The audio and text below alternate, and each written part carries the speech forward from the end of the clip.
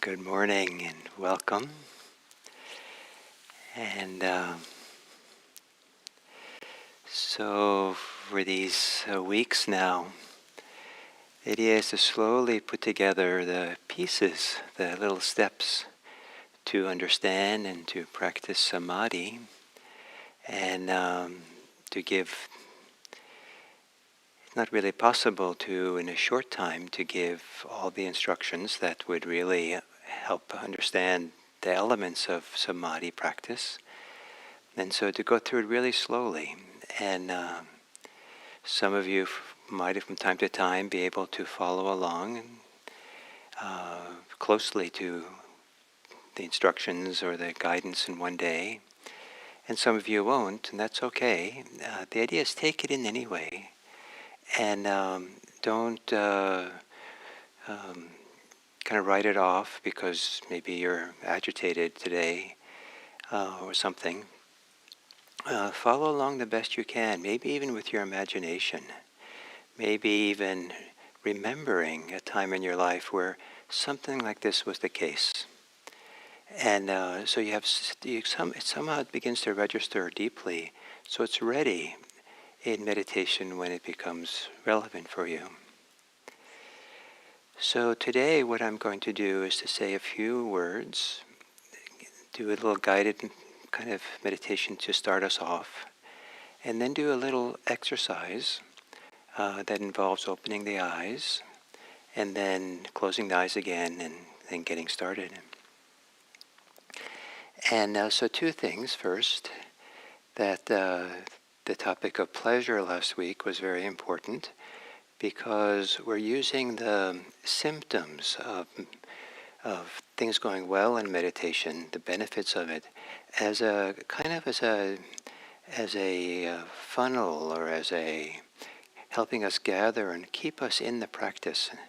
And with time, there's a direct feedback loop between really being settled on an object of samadhi and the strengthening of those symptoms. And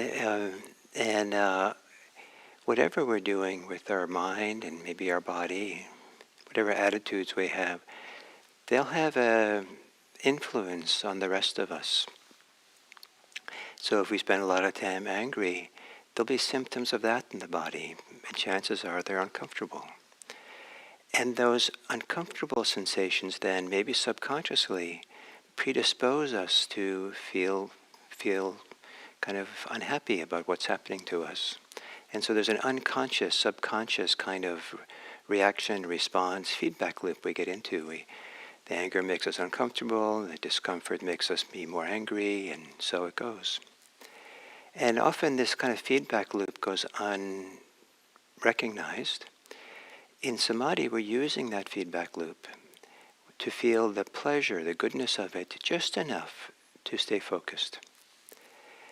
And that the focus is not to hold attention fixed, but rather there's a gentle, the ancient texts talk about taking a nice soft cloth and putting against a brass bowl, putting it there, and then rubbing it, cleaning it. So these two steps, placing it there and then gently rubbing it. Or a bird that's going to fly will flap its wings kind of strongly to get up, or is flying maybe, but needs to kind of soar a little bit higher, will flap its wings and then soar, flap its wings and soar. And this is called applied and sustained attention. That very gently, there's a kind of returning to the breath, staying on it, surfing on it, sustaining attention there, and then there'll be a reapplying of that, a reapplication of attention. We're not just holding our attention there, and but there's a relaxed, soft kind of massage, in a sense, touching, kneading, touching, kneading, touching, petting, that we do. And this is called in Pali vitaka and vichara. So these two things, the feedback loop and this kind of application of attention and sustaining it, where that massage is what is part of what's keeping the symptoms, the pleasure, the well-being, kind of moving it along and sustaining it. So we'll do the short kind of settling meditation, and then we'll do an exercise with the eyes, with looking, before we close our eyes again, in order to apply this. So to take a meditation posture, and for now, gently close your eyes.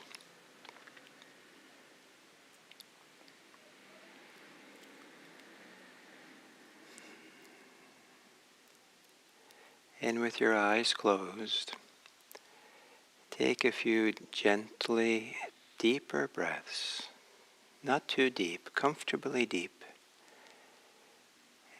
and a comfortably long exhale.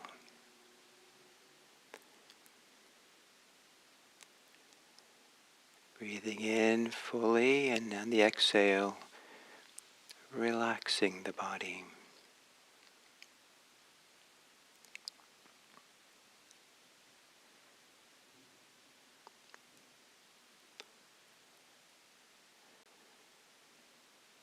And then letting your breathing return to normal.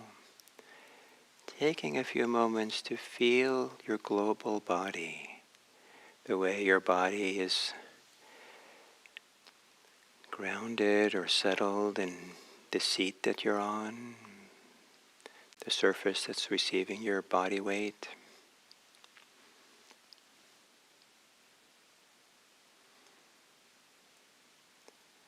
And as you exhale, gently release your body into the pull of gravity, into being grounded in your seat.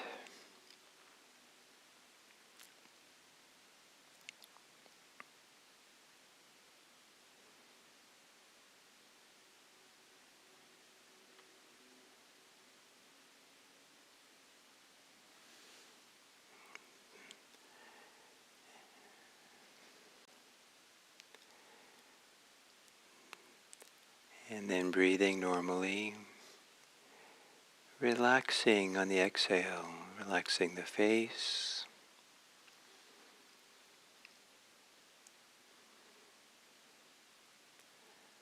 softening in the shoulders,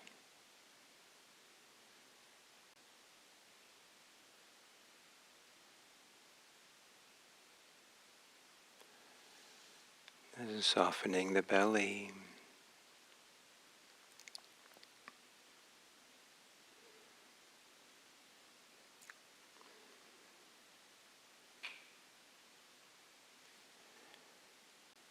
And then centering yourself on the breathing.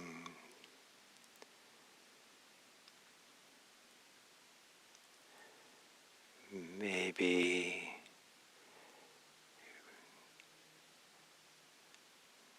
allowing the weight of attention to settle into the settling place, the grounding place of your breathing. Maybe at the end of the out-breath, the very beginning of the in-breath.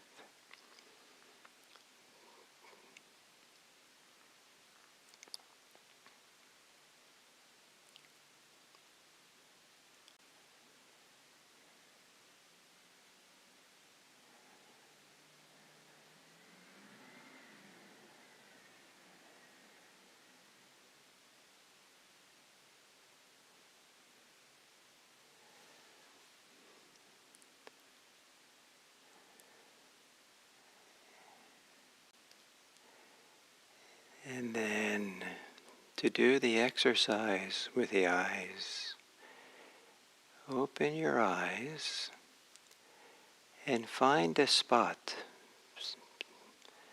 a particular spot that's in front of you, that you can stare on, that you can hold your eyes on that spot, unwavering.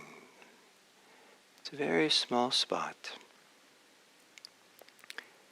And don't let your eyes leave that spot. hold your eyes still so it really stays on the spot. And we'll do that for about 15 seconds.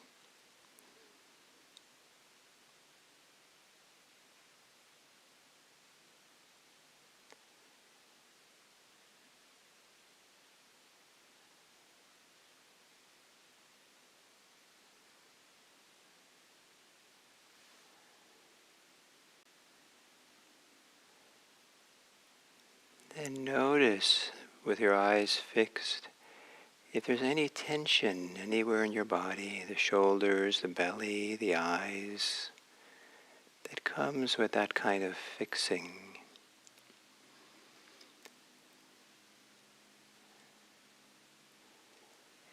And now, keeping your eyes open, look into space and let your eyes float in the eye sockets. And just kind of let your eyes roam around the room, the place you're in, without any purpose, without staring at anything. Just kind of almost like tracing the outlines of things or floating around.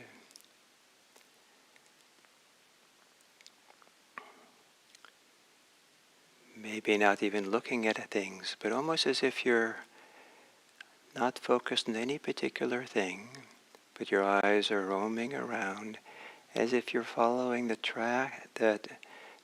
trail of a fly flying around. That flies flying very slowly and relaxedly. And your eyes just kind of gently do what they want to do. No will or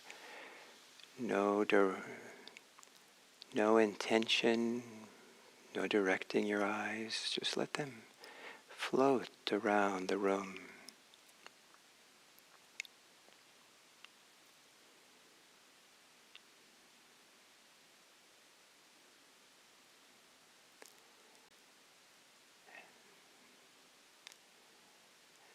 And now feel your eyes, feel your face, your body, your shoulders. Is this more relaxed for the eyes to be this way than it was to hold them fixed on a spot? And of course it'll be different for different people. But a fair number of people find that fixing their eyes on something is more of a strain than letting the eyes float and roam around. So the same thing with breathing. If we try to fix our attention on breathing, it can become stressful. But if we do something equivalent with attention as we did with our eyes, letting attention roam around with the breathing, it can be more relaxing. So now, still with your eyes open, find a relatively small spot, not as small as before, some object that you can, and maintain your focus on that object so you're not roaming around with the whole room. But within the scope of this object, let your eyes roam, looking at it, seeing it. So you see it with some clarity, but the eyes are also relaxedly floating around the object.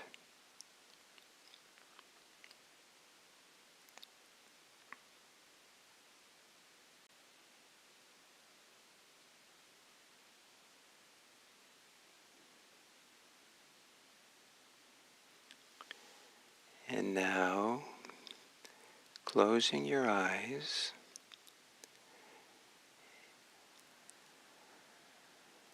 and let your awareness, your attention settle on the breathing, in, out, the movements of the body breathing, the sensations of breathing, maybe coming and going from your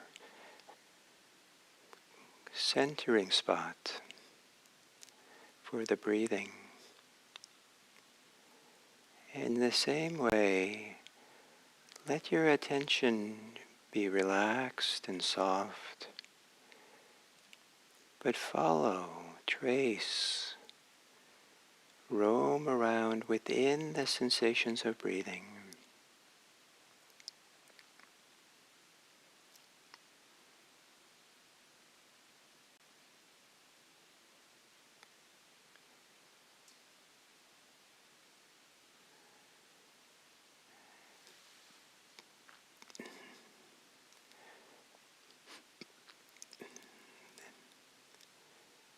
And then there's a settling or placing the attention there again and resting there, sustaining this free, relaxed, floating attention so you feel and sense clearly the sensations of breathing. But there's a feeling of freedom or ease in the awareness.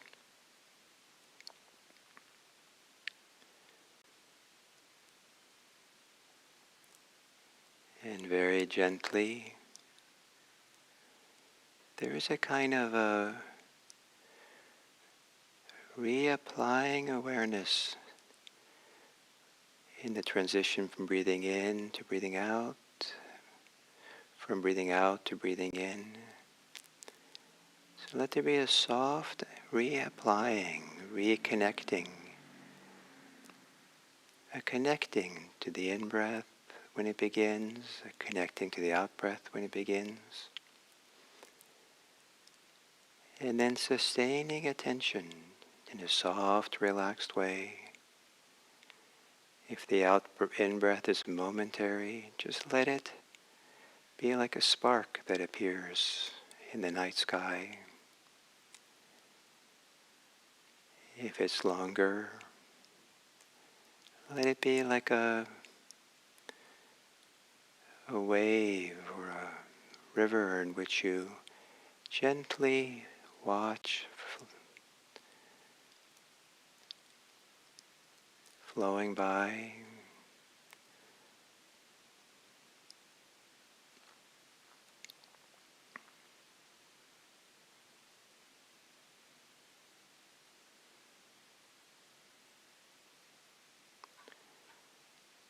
And if your attention slips away from breathing,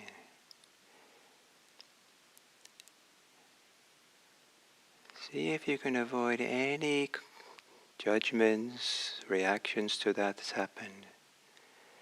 Just see it as an opportunity to reapply attention, to put the cloth back on the edge of the bowl, and then to rub it, to flap the wings again, and then to glide on the breath.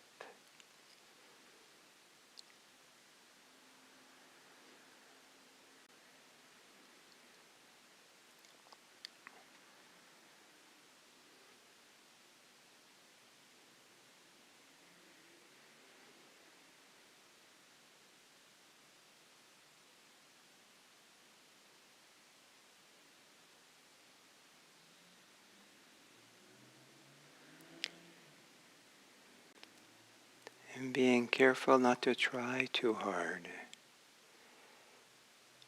This whole exercise is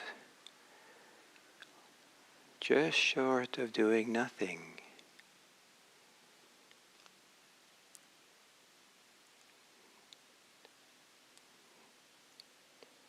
Mostly it's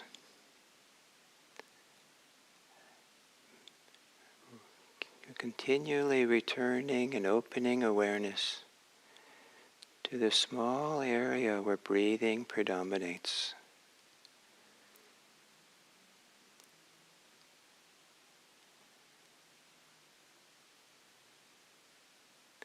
Maybe breathing is the cloth,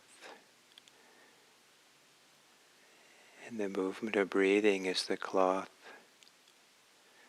polishing your awareness.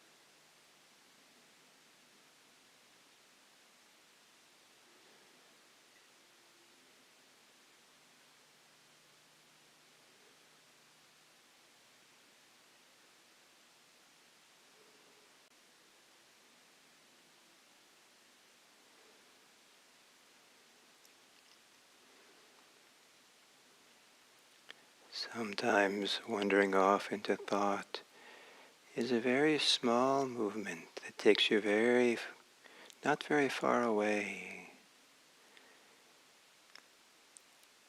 And even if it is small moving away in thought, return, reconnect to breathing in a relaxed, soft way, almost like an act of love. Connecting and sustaining attention with breathing.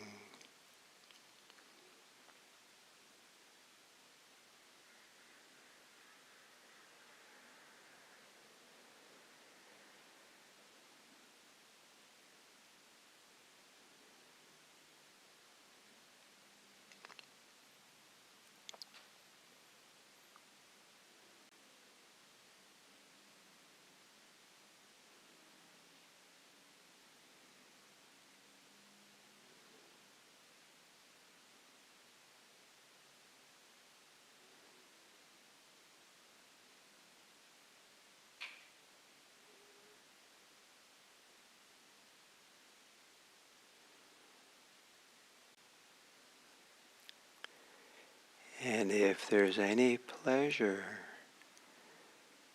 associated with applying and sustaining, connecting and staying with the breathing, allow that pleasure to be there to remind you how good it is to stay with the breathing, with the relaxed, soft attention.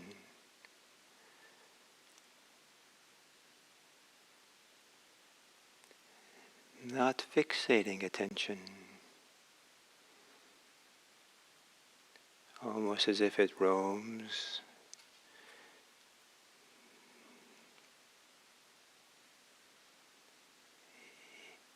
In the particular area where breathing sensations occur.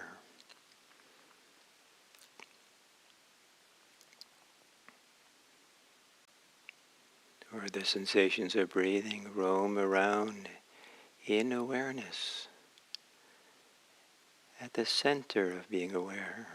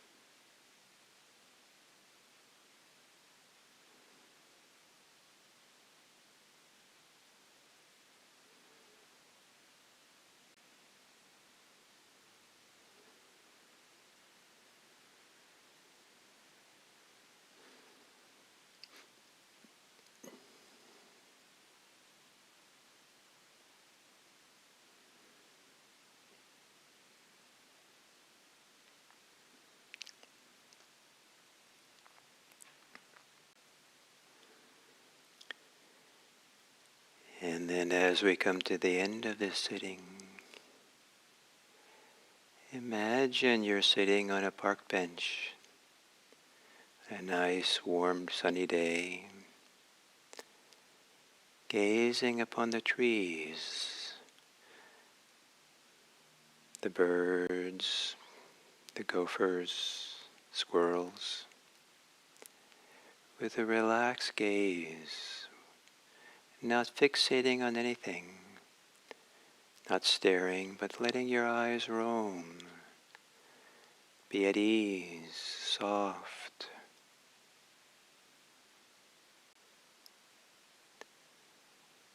And there are people who come by, but in this scenario you feel safe and comfortable and nothing's asked of you. And you allow your roaming eyes to gently roam around with the people, seeing them in a relaxed, soft way.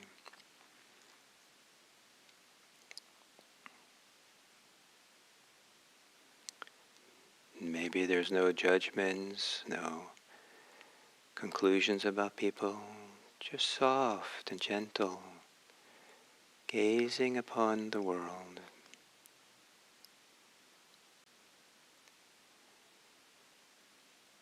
And as if this kind of gazing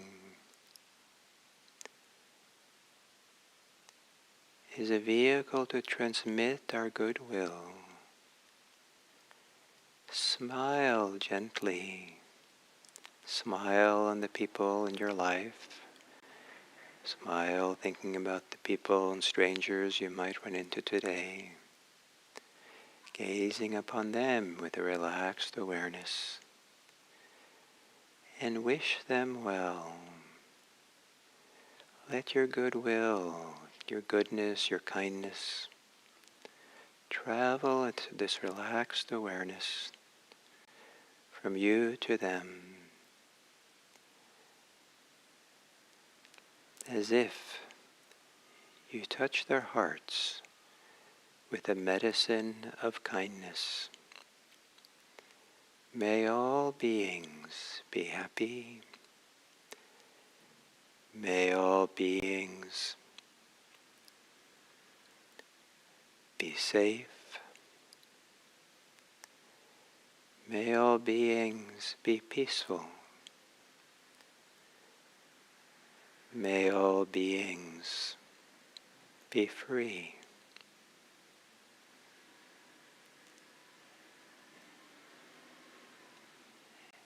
And may we all care for each other with kindness.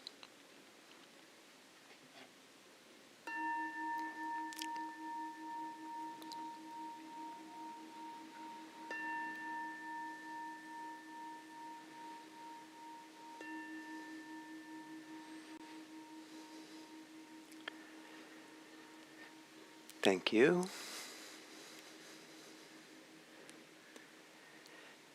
So while I drink my water, it might be nice, helpful for me if there were some comments about what it was like to do that exercise, and whether that taught you something different about how to be closely attentive to breathing.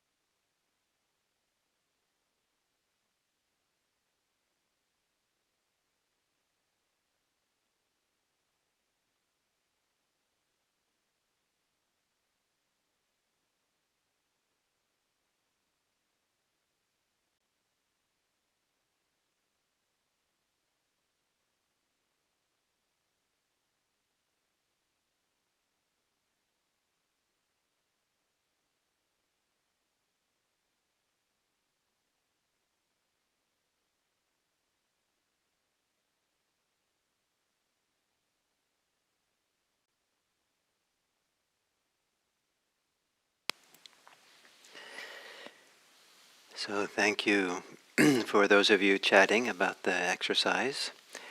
And I'll read more of them after I finish now. So welcome to this next talk on Samadhi.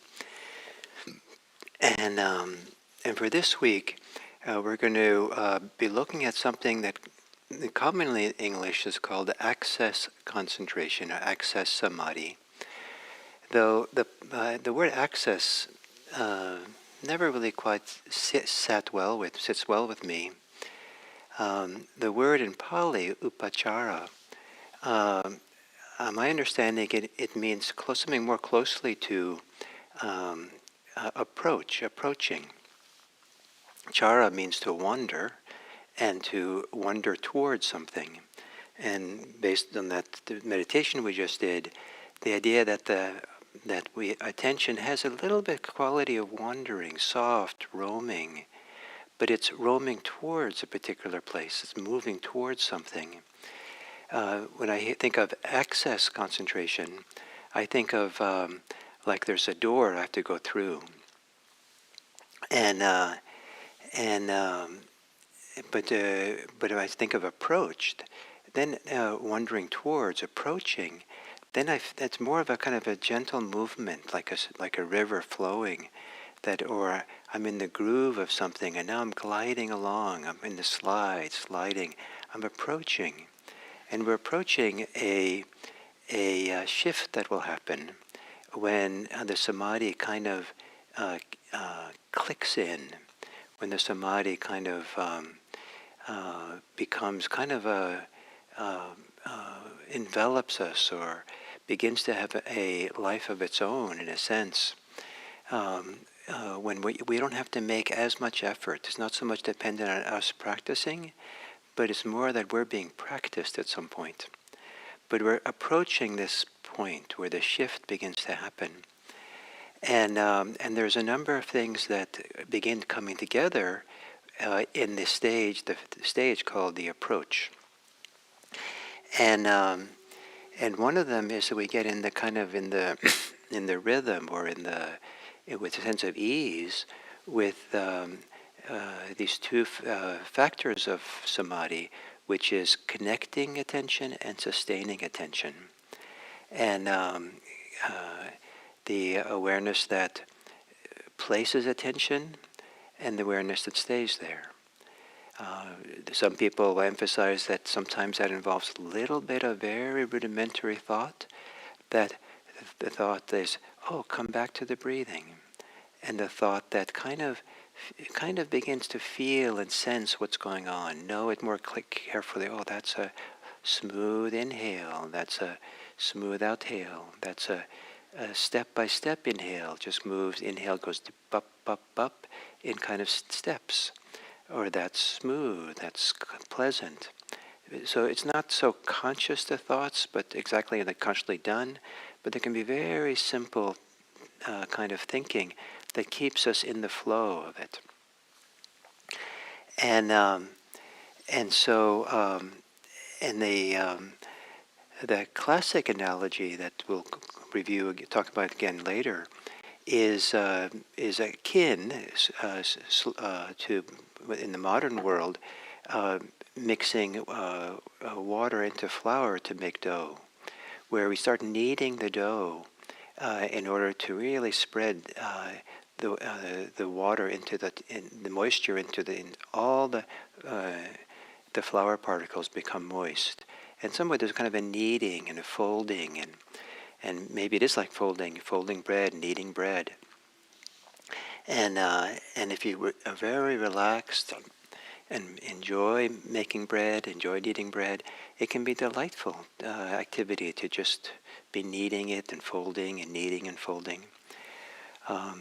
Or I associate sometimes with when I have received a massage, and sometimes in certain massages I like to breathe in the rhythm of the masseuse kneading my muscles, and this breathing with the slow kneading of the different muscles just feels like such a nice way of flowing and being really present and connected to what's happening.